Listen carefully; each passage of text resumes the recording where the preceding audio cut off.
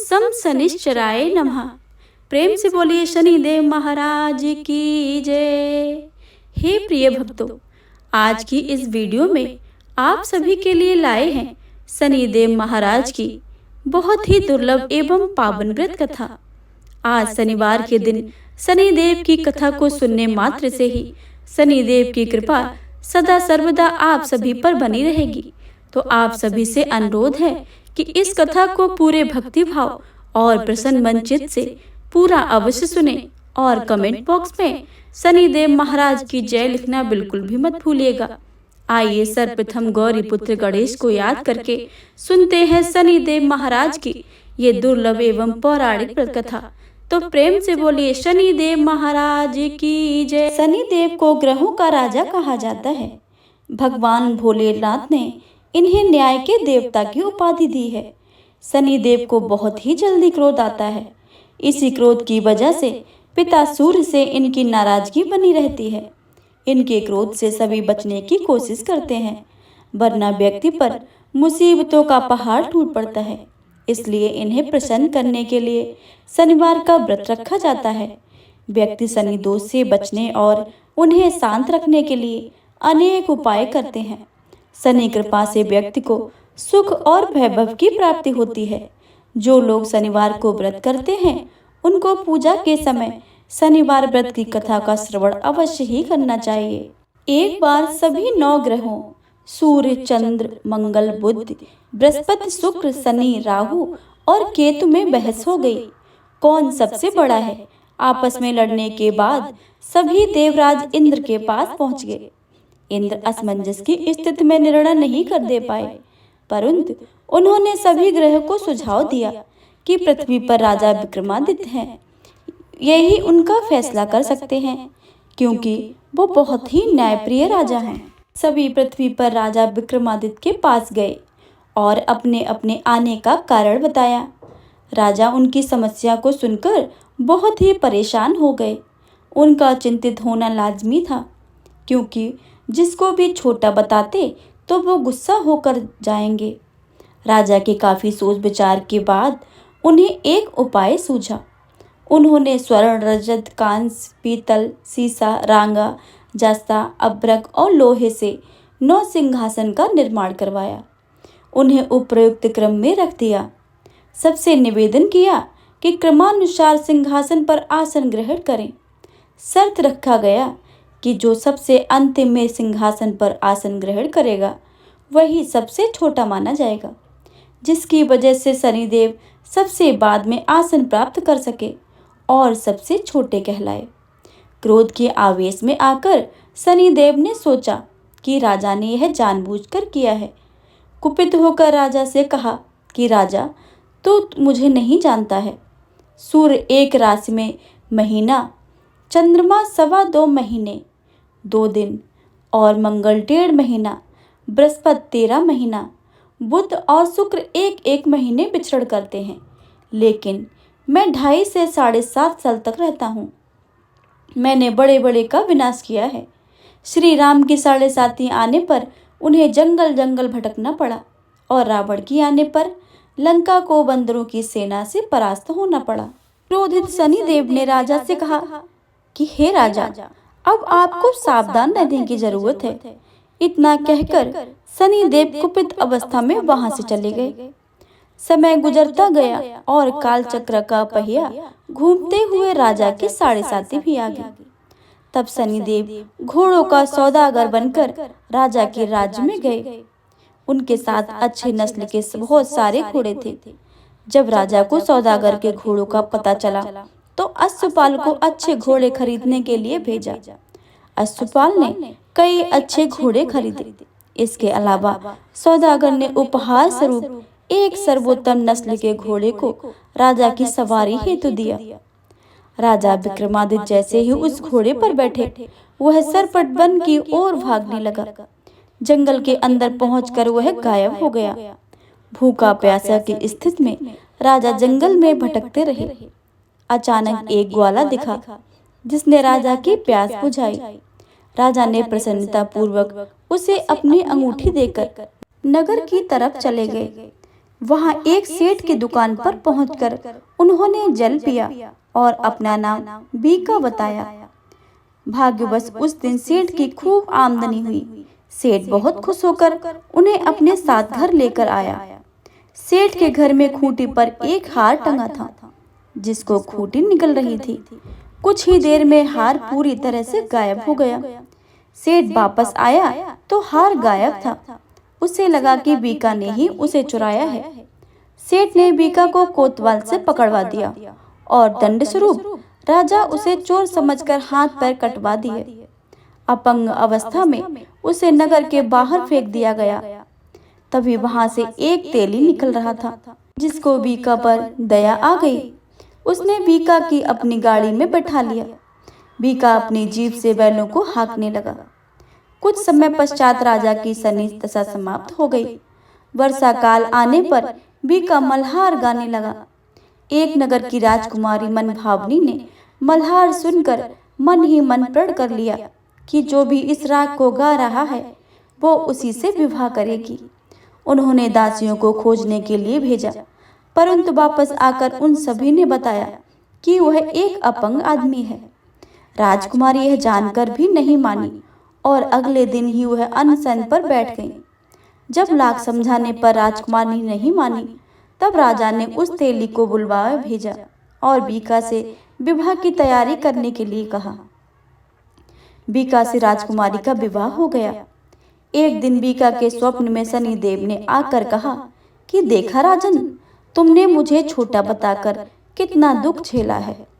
राजा ने क्षमा मांगते हुए हाथ जोड़कर शनिदेव से कहा, जैसा दुख मुझे दिया है किसी और को ऐसा दुख मत देना।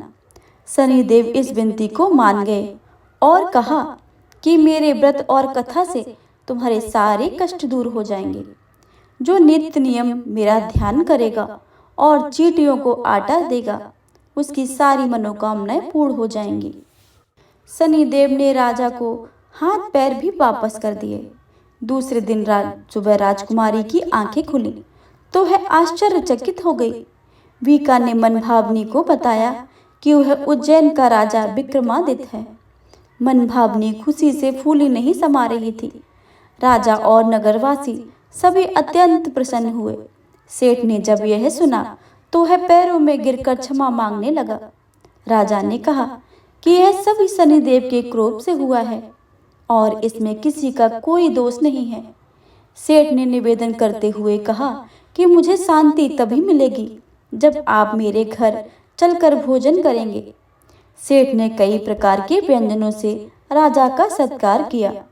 जब राजा भोजन कर रहे थे तभी जो अंगूठी हार निकल गई थी वही अब उसे उगल रही थी। सेठ ने अनेक मोहरें देकर राजा को धन्यवाद किया और अपनी कन्या श्री कुंवरी से पाणी ग्रहण का निवेदन किया। राजा ने शहर स्वीकार कर लिया। राजा अपनी दोनों रानियों मनभावनी और श्री कुंवरी को लेकर उज्जैन नगरी लौट आए। सारे नगर में दीपमाला और खुशी मनाई गई। राजा ने घोषणा करते हुए कहा कि मैंने शनिदेव को सबसे छोटा बताया था, लेकिन असल में वह सर्वोपरि है। तब से सारे राज्य में शनिदेव की पूजा और कथा नियमित होने लगी। सारी प्रजा के बीच खुशी और आनंद का वातावरण बन गया। शनिदेव के व्रत की कथा को जो सुनता है, पढ़ता है और कहता है, उसके सारे कष्ट शनिदेव दूर कर देते हैं। तो प्रेम से बोलिए शनिदेव महाराज की जय। ओम शनिश्चराय नमः। प्रिय श्रोताओं, अब आप सभी सुनेंगे शनिदेव और शंकर भगवान की कथा। शनिदेव से संबंधित एक पौराणिक कथा के अनुसार एक समय शनिदेव भगवान शंकर के धाम हिमालय पहुँचे। उन्होंने अपने गुरुदेव भगवान शिव को प्रणाम कर उनसे आग्रह किया, हे प्रभु, मैं कल आपकी राशि में आने वाला हूँ, अर्थात मेरी वक्र दृष्टि आप पर पड़ने वाली है। शनिदेव की बात सुनकर भगवान शंकर हतप्रभ रह गए और बोले, हे शनिदेव, आप कितने समय तक अपनी वक्र दृष्टि पर मुझ पर रखेंगे? शनिदेव बोले, हे नाथ, कल सवा प्रहर के लिए आप मेरी वक्र दृष्टि में रहेंगे। शनिदेव की बात सुनकर भगवान शंकर चिंतित हो गए और शनि की वक्र दृष्टि से बचने के लिए उपाय सोचने लगे। शनि की दृष्टि से बचने हेतु अगले दिन भगवान शंकर मृत्युलोक आए। भगवान शंकर ने शनिदेव और उनकी वक्र दृष्टि से बचने के लिए एक हाथी का रूप धारण कर लिया। भगवान शंकर को हाथी के रूप में सवा प्रहर तक समय व्यतीत करना पड़ा तथा शाम होने पर भगवान शंकर ने सोचा, अब दिन तो बीत चुका है और शनिदेव की दृष्टि का भी उन पर कोई असर नहीं हुआ है। इसके उपरांत भगवान शंकर पुनः कैलाश पर्वत पर लौट आए। भगवान शंकर प्रसन्न मुद्रा में जैसे ही कैलाश पर्वत पर पहुंचे, उन्होंने शनिदेव को इनका इंतजार करते पाया। भगवान शंकर को देखकर शनिदेव ने हाथ जोड़कर प्रणाम किया। भगवान शंकर मुस्कुराकर शनिदेव से बोले, आपकी दृष्टि का मुझ पर कोई असर नहीं हुआ है। यह सुनकर शनिदेव मुस्कुराए और बोले, मेरी दृष्टि से ना तो बच सकते हैं और ना ही दानव, यह तक कि आप भी मेरी दृष्टि से बच नहीं पाए। यह सुनकर भगवान शंकर आश्चर्यचकित रह गए। शनिदेव ने कहा, मेरी ही दृष्टि के कारण आपको सवा प्रहर के लिए देव योनि को छोड़कर पशु योनि में जाना पड़ा। इस प्रकार मेरी वक्र दृष्टि आप पर पड़ गई और आप इसके लिए पात्र बन गए। शनिदेव की न्यायप्रियता देखकर भगवान शंकर प्रसन्न हो गए और शनिदेव को हृदय से लगा लिया। प्रिय श्रोताओं, तो प्रेम से बोलिए शनिदेव महाराज की जय। प्रेम से बोलिए गणेश भगवान की जय। भगवान श्री गणेश से शनिदेव की नज़र से भी बच नहीं सके थे और उन्हें भी शनिदेव की वक्र दृष्टि का सामना करना पड़ा था। ब्रह्म वैवर्त पुराण के अनुसार माता पार्वती ने पुत्र प्राप्ति के लिए पुण्यक नामक व्रत था, जिसके फलस्वरूप भगवान विष्णु ने उन्हें गर्भ से बालक रूप में जन्म लिया।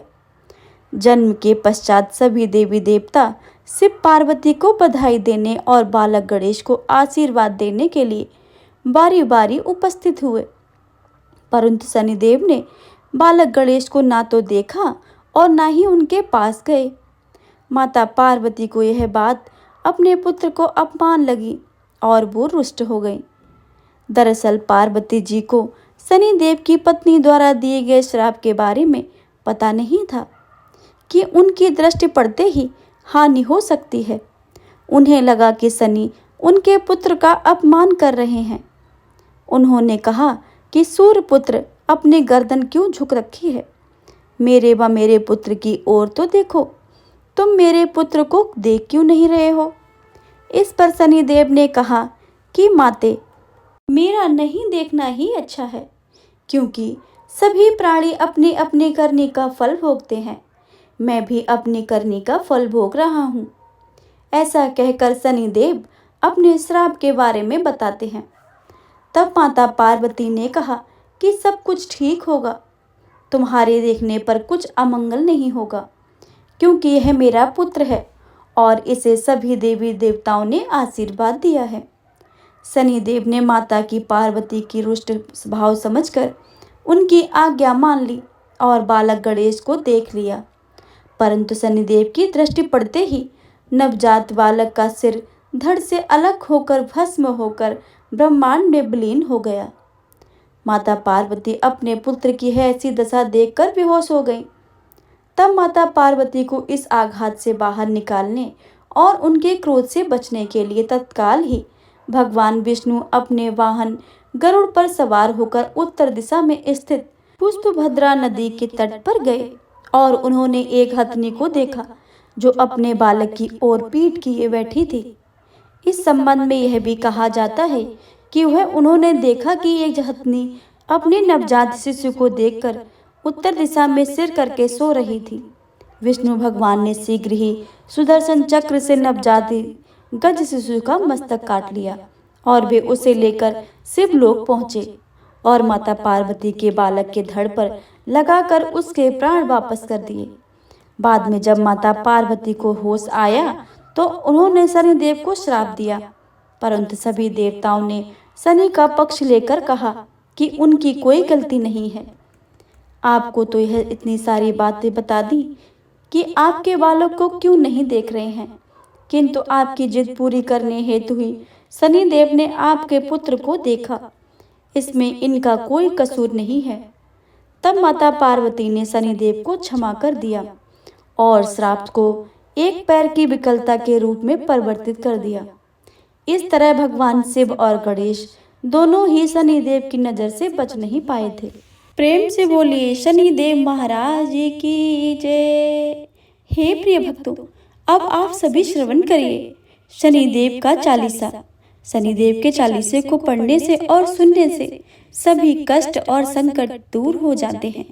तो प्रेम से बोलिए शनिदेव महाराज की जय। जय गणेश गिरिजा सुमन मंगल कर्ण कृपाल, दीनन के दुख दूर कर कीजे नाथ निहाल। जय जय श्री शनिदेव प्रभु सुनहु विनय महाराज, करहु कृपा हे रवि तनय राखो जन की लाज। जयत जयत शनिदेव दयाला, करत सदा भक्तन प्रतिपाला। चार भुजा तनु श्याम बिराजे, माथे रतन मुकुट छवि छाजे। परम विशाल मनोहर भाला, टेढ़ी दृष्टि भ्रकुटी विकराला। कुंडल श्रवण चमा चम चमके, ये माल मुक्तन मणि दमके। कर में गदा त्रिशूल कुठारा, पल बिच करे आहिर सिंगारा। पिंगल कृष्णो छाया नंदन, यम कोषण से रौद्र दुख भंजन। सौर्य मंद शनि दस नामा, भानुपुत्र पूजय सब कामा। जा पर प्रभु प्रसन्न है जाहि, रंकहु रावण कर छड़ माही। पूर्व तहु तृण होई निहारत, तृणहु को पर भय कर डारत। राज मिलत मन राम ही दीनो, के कही कीमत हरे ही लीनो। बनहु में मृग कपट दिखाई, मात जान की गई चुराई। लख नहीं सकती विकराल कर डारा, मग चादल में हाहाकारा। रावण की गति मत बोराई, रामचंद्र सो बैर बढ़ाई। दियो कीट कर कंचन लंका, बज बजरंग वीर की डंका। नृप विक्रम तपरे तुम्हें बगोधारा, चित्र मयूर निगल के हारा। हार नौल खा लगो चोरी, हाथ पैर डरवायो तोरी। भारी दशा निकृष्ट है दिखायो, तेल ही को घर को लू चलवायो। बिनय राग दीपक मंग कीनो, तब प्रसन्न प्रभु है सुख दीनो। हरिश्चंद्र नृप नारी बिकानी, आपहु भरे डोम घर पानी। तैसे नल पर दशा सिरानी, भूंजी मीन कूद गई पानी। श्री शंकर गौ जब ही जाई, पार्वती को सती कराई। तनिक बिलोकत ही करे रीसा, नभ उड़ गयो गौर सुत सीसा। पांडव पर भय दशा तुम्हारी, बीच द्रौपदी होती उघारी। कौरव के भी गति मति मार्यो, युद्ध महाभारत करे डार्यो। रवि कहे मुख मह धरे तति काला, लेकर कूद परयो पत पाताला। शेष देव लख बिनती लाई, रवि को मुख ते दियो छुड़ाई। वाहन प्रभु के साथ सुजाना, जग दे गज गंधर मृग स्वाना। जुम्बक सिग अदिनाख धारी, सो फल जो तस कहत पुकारी। गजवाहन लक्ष्मी ग्रह आवे, है ते सुख संपत्ति उपजावे। गंधर्व हानि करे बजु काजा, सिंह सिद्ध करे राज समाजा। जुम्बक बुद्धि नष्ट करे डारे, मृग दे कष्ट प्राण संहारे। अब आबहि प्रभु स्वान संभारी, चोर आदि होए डर में भारी। तसहि चारि चरण यह नामा, स्वर्ण लोह चांदी अरु तामा। लोह चरण जपर प्रभु आवे, धन जन संपत्ति नष्ट करावे। समता ताम्र रजत शुभकारी, स्वर्ण सर्व सर्व सुख मंगल भारी। जो यह शनि चरित्र नित्य गावे, कबहु न दशा निकट सतावे। अद्भुत नाथ दिखावे लीला, करे शत्रु के नाश बल ढीला। जो पंडित सुयोग बुलवाई, विधिवत शनि ग्रह शांति कराई। पीपल जन शनि दिवस चढ़ावत, दीप दान दे बहु सुख पावते। कहते राम सुंदर प्रभु दासा, शनि सुमृत सुख होत प्रकाशा। पाठ शनिश्चर देव को की हो भक्त तैयार, करते पाठ 40 दिन हो भव सागर पार। हो भव सागर पार, हो भव सागर पार। प्रेम से बोले शनिदेव महाराज की जय। हे प्रिय भक्तों, अगर आप सभी को शनिदेव की कथा और शनिदेव का चालीसा अगर अच्छा लगे तो वीडियो को लाइक करें और ज़्यादा से ज़्यादा शेयर करें। और कमेंट बॉक्स में भगवान शनिदेव महाराज की जय लिखना बिल्कुल भी मत भूलिएगा। मिलते हैं अगली वीडियो में, तब तक के लिए जय श्री राधे कृष्णा। धन्यवाद।